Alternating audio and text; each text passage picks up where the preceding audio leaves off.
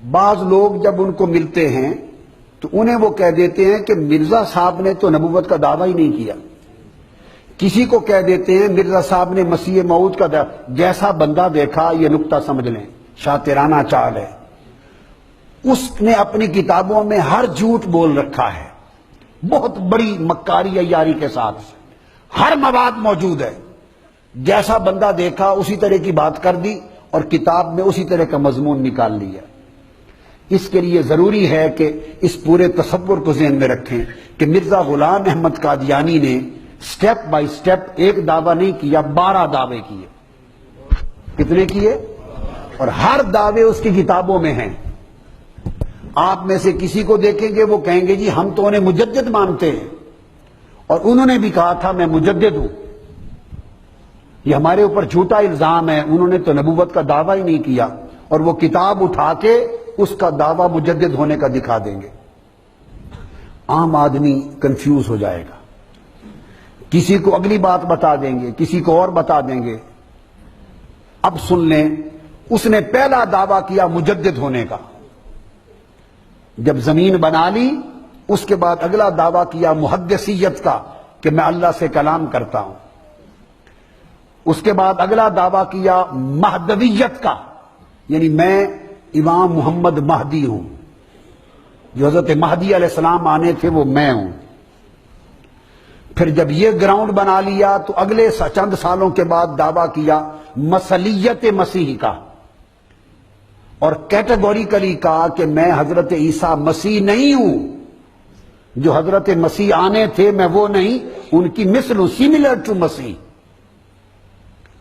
جب اس کی گراؤنڈ بن گئی پھر دعویٰ کیا عین مسیح کا کہ میں عین وہی مسیح موعود ہوں جس کا وعدہ تھا حضرت عیسیٰ کا، میں عین عیسیٰ ابن مریم ہوں. 5 جب یہ بن گیا پھر اس نے اگلی سٹیج پہ دعویٰ کیا کہ میں حضرت عیسیٰ مسیح موعود پر بھی افضل ہوں. معاذ اللہ، وہ کم تر تھے میں ان سے افضل ہوں، استغفر اللہ. جب یہ بنیاد بنا لی پھر اس نے دعویٰ کیا کہ میں ذلی نبی ہوں. معاذ اللہ، اس کا مطلب یہ ہے معاذ اللہ کہ میں ترقی کرتا کرتا حضور علیہ السلام کے فیض سے حضور کے سائے میں نبی بن گیا ہوں. استغفر اللہ. یہ 7واں دعویٰ. پھر 8واں دعویٰ کیا کہ میں بروزی نبی ہوں. بروز کہتے ہیں ظاہر ہونے کو، ذل کہتے ہیں سائے کو، کہ میں حضور کا غلام تھا، ان کی پیروی کے فیض میں حضور کے زیر سایہ رہ کر نبی بن گیا ہوں. یہ پہلا دعویٰ. پھر آگے بڑھا، اس نے کہا بروزی نبی ہوں. بروز کہتے ہیں جو ہڈن تھا، چھپا ہوا، وہ ظاہر ہو گیا. اب اس کا معنی ہے میں نیا نبی نہیں، میں وہی محمد مصطفیٰ خود ہوں، مگر میں چھپا ہوا تھا، دوبارہ ظاہر ہو گیا ہوں.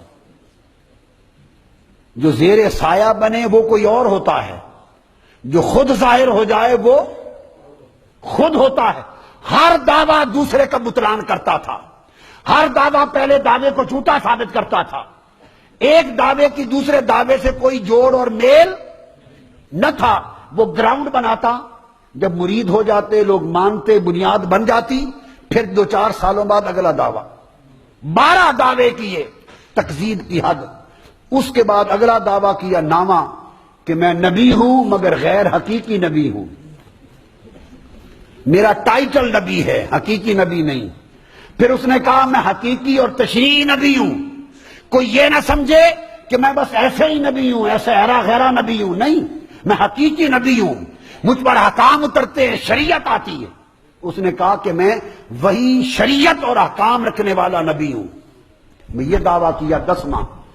11واں دعویٰ کیا کہ لوگوں میں نے ختم نبوت کو نہیں توڑا، میں نے ختم نبوت کو، حضور خاتم النبیین ہیں، آخری نبی ہیں. تو انہوں نے پوچھا پھر آپ کیا ہیں؟ اس نے کہا میں محمد مصطفیٰ خاتم النبیین دوبارہ دنیا میں آ گئے، میں وہی نبی ہوں، دوبارہ آ گئے. پہلے مکہ میں آئے تھے، اب قادیان میں آئے. استغفر اللہ. یہ اس کا 11واں دعویٰ تھا. کتنا؟ کہ خود محمد مصطفیٰ ہوں، سو اب میں خود خاتم الانبیاء ہوں. اس نے کہا میں خود خاتم النبیین ہوں. اور وہ جو آیت اتری تھی وہ میری شان میں اتری. یہ میں سب اس کی عبارتیں بتا رہا ہوں آپ کو. 11 دعوے اور آخری 12واں دعویٰ کیا کہ میں مصطفیٰ محمد مصطفیٰ سے بھی افضل ہوں. معاذ اللہ، استغفر اللہ. اللہ پاک لعنت کرے اس پر، اور لعنت کر چکا. ان سے بھی افضل ہوں.